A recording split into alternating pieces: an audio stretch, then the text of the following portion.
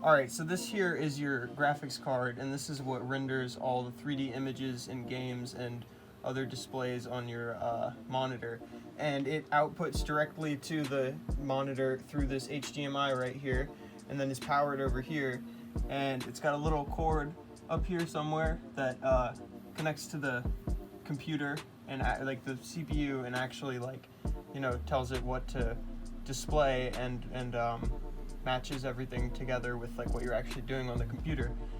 So this right here, this is the radiator, the two fans on the side, and this is the pump. This all goes to this cool CPU, which says basically the brain computers does all your computing, day-to-day tasks, YouTube, gaming, anything you do, CPU being involved in.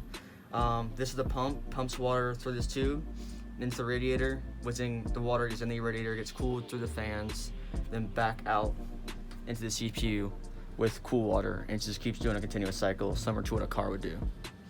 That's good. So behind this pump here is the CPU, and that's basically the brain of the computer, and it controls all the various functions of the computer and does all the calculations behind running certain programs.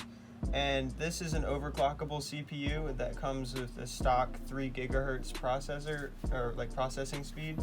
And so Blake has been able to overclock it to 5 gigahertz, which is much faster, and that's due to the water cooling that allows it to run at a higher efficiency. In the back from here to about down there, that's all the motherboard. It's basically the spine of the computer, everything plugged into it. Graphics card plugs into there through a slot right here. CPU's put in there it's a little slot, square slot.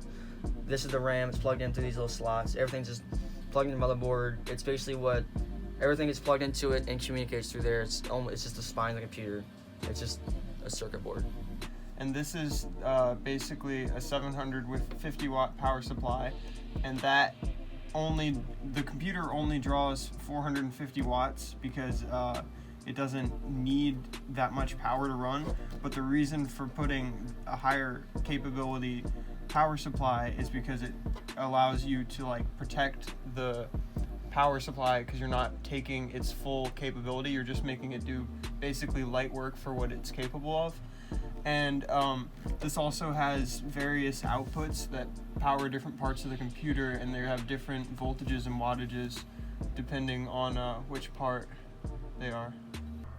These two images are from a benchmark between me and Matt's computer, and it came out to be that my PC is 92 times faster than his.